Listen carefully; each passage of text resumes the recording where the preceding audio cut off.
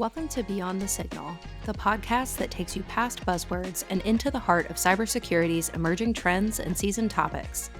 I'm your host, Katie McDonald from Gradient Cyber, and today we're asking the question, is the autonomous SOC the stuff of science fiction, or could it be a reality by 2030?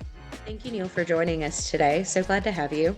Well, it's great to be here, Katie. Thank you. When ChatGPT came onto the scene in November of 2022, it felt like the world hit fast forward on AI adoption. But AI has been part of cybersecurity for a while now. Can you walk us through how it's evolved over time and give us some context? Sure. Well, let me start by saying that my general fear with any podcast that talks about AI is it's not going to age very well because things are changing so quickly. But I'll do my best to share things the way I see it, and that's based on what I know today or what I understand today. And obviously that could all change with the very next set of foundational model releases. So caveat. But in general, I think there's some pretty well-defined time periods of AI progression that date back to the early 2000s with respect to cyber. First would be, let's call it pre-2010, where we saw early automation with rule-based systems. In that time frame, we saw things like automation of repetitive tasks and rule-based systems that could flag things like anomalies. That was heavily used for log management and compliance monitoring in the world of SIEMs, for example. Then in 2010 to 2016, there was a much bigger push into machine learning for threat detection. So we saw machine learning algorithms that could identify patterns and anomalies that were deviations from the norm. That was heavily used with malware detection, trying to identify 0 days, polymorphic threats, using statistical models and sort of basic neural networks. In the very recent past, which we can kind of define as 2017 to 2021, we started to see a lot more deep learning and behavioral analysis. So this was using more complex neural networks to analyze behavior and more sophisticated threats like APTs, advanced persistent threats. We saw a lot of user and entity behavior analytics, UEBA as we acronym it, which could analyze deviations in user behavior to identify things like insider threats or compromised accounts. From 2022 to now, there's been a lot more sort of predictive analytic focus. So shifting from pure detection to prediction, where we're using AI to forecast threats before they necessarily manifest into an attack. And you're doing that by looking at trends and evolving attack methods. So there has to be a fair amount of threat intel infused into that process. And then if you think about, well, here it is 2025 now, since we're at the beginning of the year. If we try to put a 5-year outlook on it, I believe we're moving more towards the advent of fully autonomous SOCs. And this is where we'll see AI do things like self-learning and the ability to adapt without human intervention. So we can see things like machine learning that ingests new data and adjusts to tactics in real time. We can see a much more plausible, dynamic, zero trust security environment. So that's where I think folks believe we're headed in the next few years. You presented the idea of an autonomous SOC to a lot of people who work in IT security last year. How did they react to that? Were they optimistic about the idea, or were most of them skeptical about something like that becoming a reality by 2030? Well, it was very interesting. So yeah, I did have the opportunity to share this story with about 20 audiences, each of which ranged from maybe 100 to 200 participants, counting both physical and virtual. So that's a few thousand people that heard this story throughout the course of 2024. There's two key things that I would say are markers. The first is I asked a simple question at both the front and back end of each of those presentations. The question was, do you believe we could have an autonomous SOC by the end of 2030? What was interesting was at the beginning of the presentation, in most cases, the entry poll result would be maybe 5 or 10% of the audience. But the exit poll was typically around 50%. Not that I'm any great educator or prognosticator of the future, but certainly I think I was able to share some things that caused people to become a little more bullish on average. Now, the second thing was every one of those speaking slots had a survey. Believe me when I tell you, I was able to get a lot of very direct feedback. But in general, I would say 95% or so was pretty spirited fascination around the topic at large. And I believe minimally, a lot of those people appreciated that I didn't hit them with a vendor sales pitch, that I was just there to give them a considered perspective. On the whole, I'd say most people had their eyes opened a bit. These were IT security savvy people, so they weren't far into the discussion or the potential, but maybe don't follow it as closely as I might or others.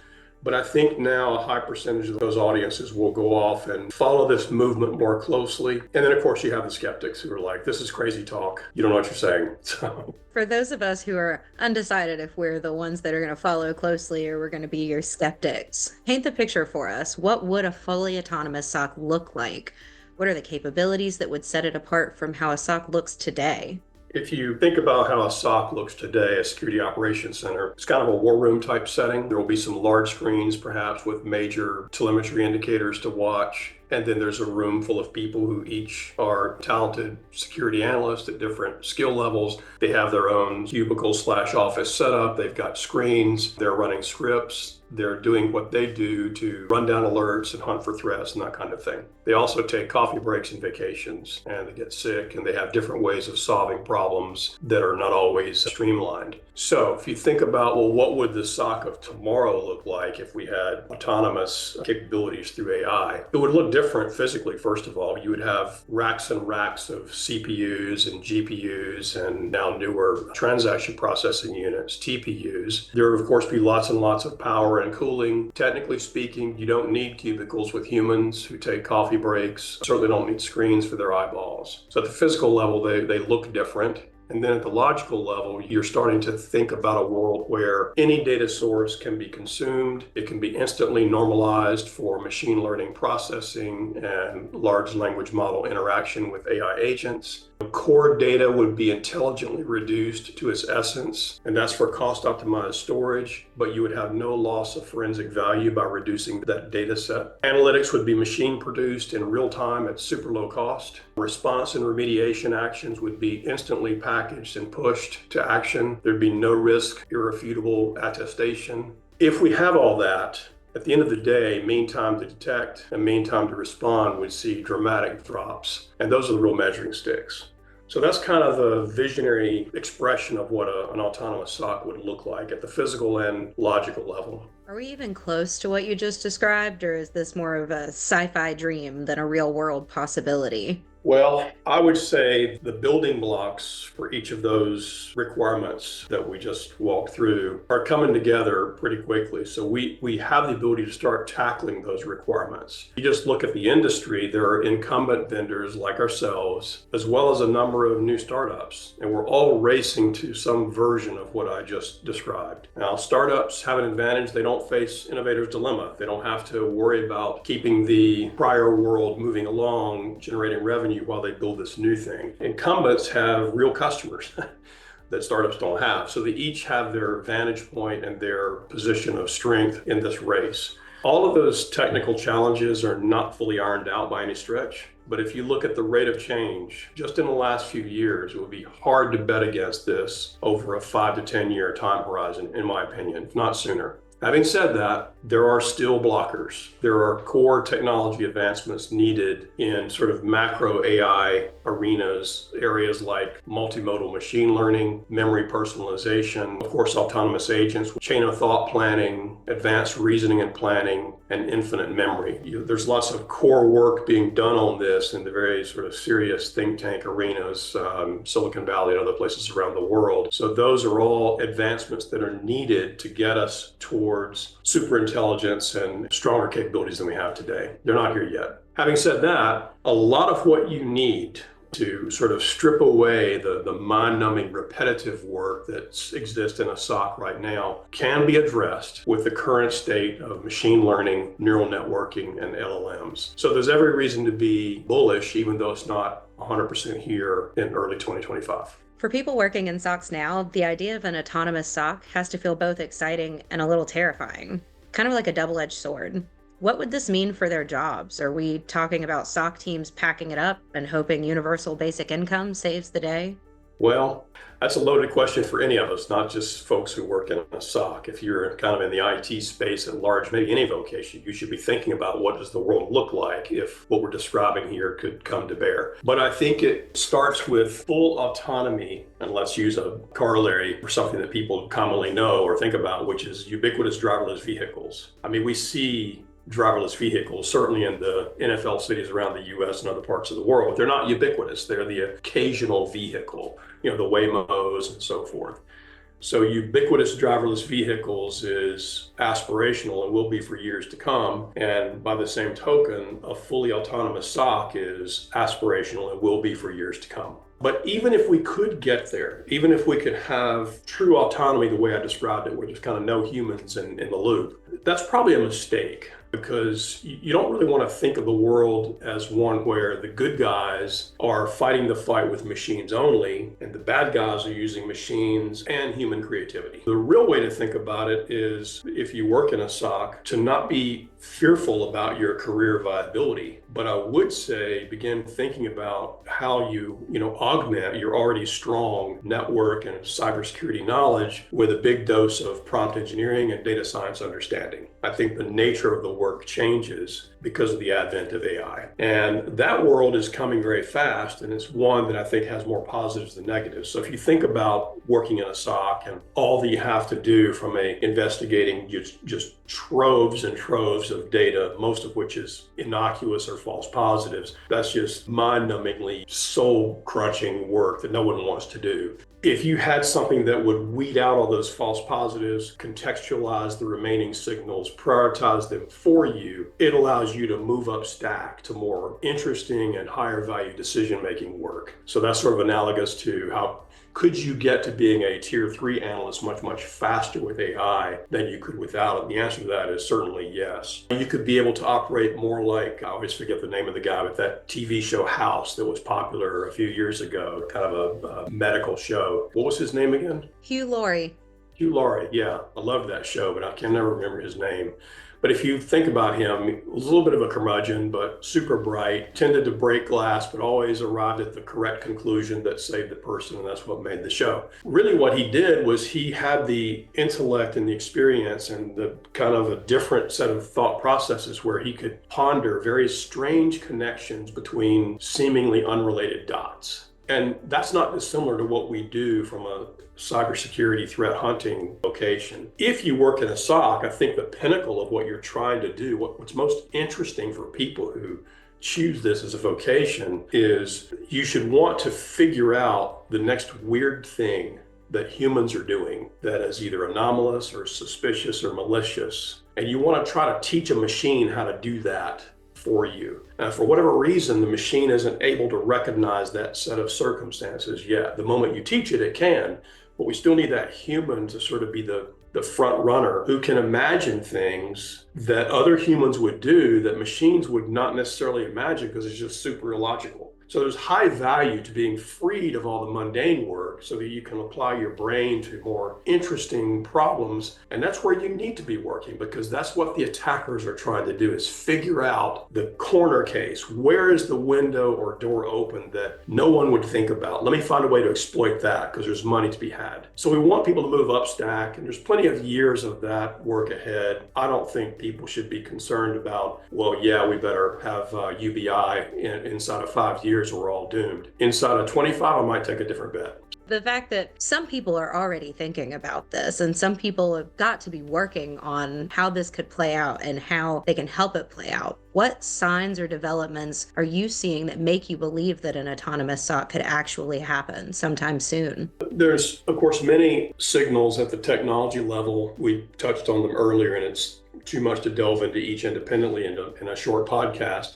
But I would say the one that caught my attention the most in 2024 was a website called SWE Bench. I presented this in each of the speaking slots I had the chance to in 2024. You can find this website, it's SWE Bench, it's out there. But a set of engineers set out to answer a key question. And that question was, can large language models resolve real world GitHub issues? And so what they did was they went out and grabbed about 2,300 software engineering problems off of GitHub, and they gave them to an LLM. They gave it a code base through a prompt, a description of an issue to be solved, and they tasked the AI agent with editing the code base in a way that would address the issue. So this obviously requires complex thinking. It's way beyond traditional code generation tasks, but you have to sum up a problem, figure it out, assert a way to solve that, string together batches of code, test it, iterate, and keep doing that until you arrive at a conclusion that would solve that particular software problem. So what was interesting was on the website, they show the progression of how agents did against those 2,294 problems at the time. And in October of 2023,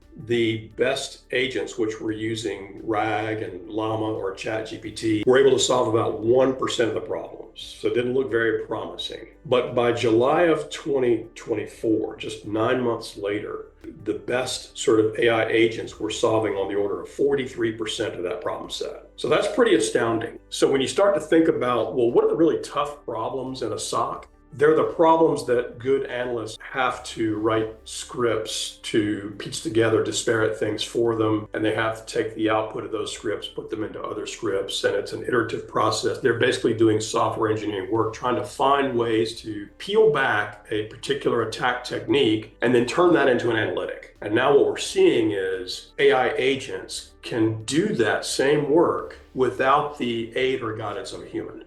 And we went from 1% to 43% with a large set of software problems, again, from October 2023 to July of 2024. Put that on a plot and draw that line out, and you start to see shocking evidence that, hey, these machines are very capable when we see greater and greater developments of LLMs and the use of AI agents. It's astounding what's possible. 1% to 43%. That's just absolutely wild. With all of these advancements and everything going on, what excites you the most about where AI is headed in cybersecurity? And more importantly, how should organizations start prepping now for what's coming? So I love the technology. I love the intersection myself of cybersecurity, AI, and of course the world of marketing, which has its own set of AI advancements, which are changing our world for the better, but rapidly. But if you just step back and look at this from a business point of view, just consider our industry. Across the globe, Gartner numbers, other analyst numbers, we're spending about $200 billion a year trying to protect enterprises and businesses and organizations of all shapes and sizes from cyber attack. So $200 billion spent to prevent. And the cybercrime problem, according to Cyber Ventures, they're projecting that it's a $10.5 trillion problem in 2025. That's a 50x multiple. That's just bad math. Second factoid, for a decade now, we've been down 3 million jobs in this industry, and that number hasn't changed much in 10 years. So we still need a true force multiplier if we're going to have any chance of tapering what the bad guys are doing. AI can move the needle here in a big way. However, it remains unlikely that most organizations could do this on their own. The cost, the complexity, the resourcing requirements, they're just too high for the foreseeable future, especially when you get down in mid-market where we operate. It's just a way formidable task for people to think, oh, great, there's new AI tooling here. I can turn this on and my cybersecurity problems are taken care of. So I think the way IT security teams should be thinking about this and the things they should be looking at hard over the next little while are, first of all, for your organization, what does an ideal security tech stack look like? If you had no barriers, what would you deploy to guard yourself in terms of network threat detection, endpoint detection response, being able to look at user behavior, looking at cloud properties? What are all the things that you need to have in place? The second question is, what is your security risk tolerance? You can't spend infinitely, so you have to decide where you're willing to take risk and where you're not willing to take risk. Once you know those things, think about, well, what service provider out there in the world of managed detection and response or managed security service providers, who out there could consume my tech stack data, insert that into an evergreen AI platform that allows them to cost effectively turnkey things like threat detection and response, or giving their in-house staff the ability to leverage that type of platform to do their own threat detection response as AI technology makes it easier and easier to wield the machine with simple natural language interactions. AI has been around for decades. We know that, we've talked about it, but the advent of OpenAI, Google, Anthropic, Meta, and other advances with LLMs has now made it imminently usable by anyone. we have to recognize that that means the bad guys are going to be using it for certain. And we either have to equip every organization to use the same tool chain to fight against them, or have those organizations go to a service provider that can do that on their behalf. And the question is, well, if you're going to go to that service provider, you need to have that right tech stack in place first, so that there's real data for them to operate from and an understanding of what your security risk tolerance and preferences are, so that they can dial in the right kind of threat detection model for you. And last but not least, every organization has to begin strongly thinking about, what does this mean from a privacy or regulatory or compliance perspective? But that's a big discussion and probably worth a whole separate podcast, too much to get into here. So those are the kinds of things I think organizations have to be considering now. At the end of the day, it still comes down to one simple thing. You're not going to prevent the bad guys from getting in. You can only detect them and respond to them faster and more accurately. AI is going to help this in a big way. A lot of advancements are coming. We may see strong levels of autonomy within a SOC. I don't think the humans go away. I think humans move up stack, the ones that are capable, and that's kind of what we see on the near-term horizon. But it's going to be a fascinating ride. If you look at what's happened in the last 2 years, just since, again, the LLM movement that's made this available for anyone to play this game, it's incredible where we'll be 5 years from now. I could have used ChatGPT back in college and could have probably used a better version of it when I started trying to make images out of it, and the hands had 12 fingers. So, or there was a half a car coming out of a pool. So I completely get it. I think that this is really interesting. And looking at the podcast now, if we did this podcast 6 months from now, the content would be vastly different from just now. We might look back and say, hey, it ripped down that podcast. It's an absolute joke what we were talking about. It could change that fast. Actually, maybe we'll just make this a series of how wrong were we 6 months ago and how much different is it now? So thank you, Neal. Yes. Thank you, Neal, for joining us. I really appreciate you coming in and sharing these insights with us. And I guess I'll see you in 6 months. Just kidding. We work together. Awesome. Thanks, Katie. And that's a wrap for this episode of Beyond the Signal. We've tackled the big question. Will AI-driven, fully autonomous SOCs be here by 2030? Or is that just wishful thinking? Big thanks to Neal Hartsell for sharing his insights and predictions. It's safe to say we're in for an exciting decade ahead. If you enjoyed today's conversation, make sure to subscribe, share, and leave a review. And hey, if you're curious about how Gradient Cyber is shaping the future of SOCs today, visit us at gradientcyber.com. Until next time, keep your signals clear and your cybersecurity sharper. This is Katie McDonald, signing off from Beyond the Signal.